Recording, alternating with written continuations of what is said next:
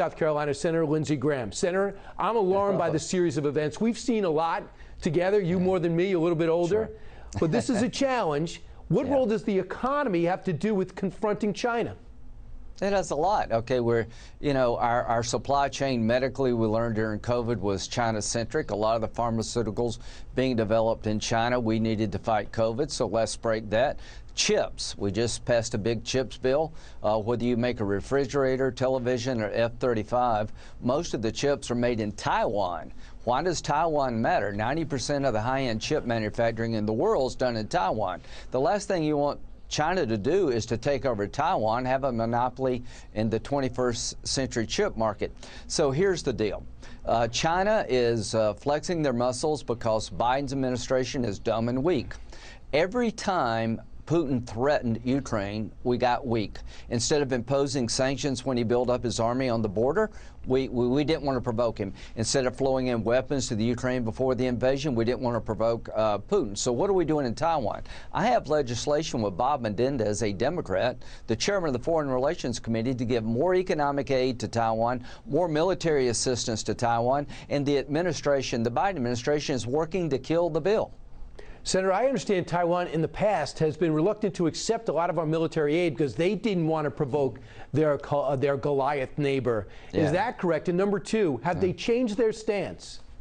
Well, 63 F-16s to be made in South Carolina or to go to Taiwan. We have a supply problem. Everything in America is broken. And if we pass this bill, the Manchin-Schumer bill, inflation goes up, not down. The supply chain is broken. So the Taiwanese are ready to fight for their freedom. It would be tough to invade that island. And you see the Ukrainians. You see what happens when people taste freedom. They're going to fight like tigers not to give it up. So more F-16s to Taiwan, more economic support. In the bill with Senator Menendez, we put sanctions on China when they cyber attack the democracy in Taiwan.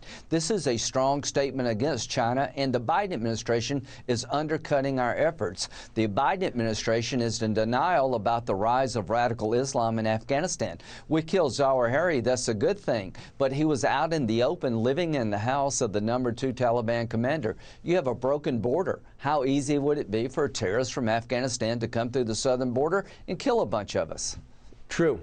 I want you to hear Chris Wray. I'm a little disappointed in him almost every step of the way. I know he likes to keep his powder dry and understate everything. Even Dick Cheney said, pick up your energy a little. Here's what Chris Wray said about China. Director Wray, who is the most significant geopolitical foe the United States faces in the next decade? That would be the People's Republic of China, and specifically the Chinese Communist Party. It's the hacking, it's the college students, it's the spies amongst us. They're trying to get into the Fed. We have to get them on their heels. Senator, is there a plan in place to start comprehensively identifying them as are not strategic, but in every facet our foe?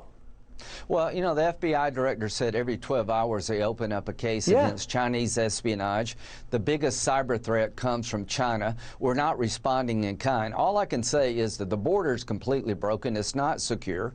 This bill we're going to vote on here in the day or so will not reduce inflation. There is no plan to secure our border in the threat of rising terrorism, and we don't have enough resources to push back against Chinese cyber attacks and economic espionage, according to Director Wray. When it comes to domestic growth and prosperity, the Biden administration's killing job growth. When it comes to foreign threats, they're weak and dumb.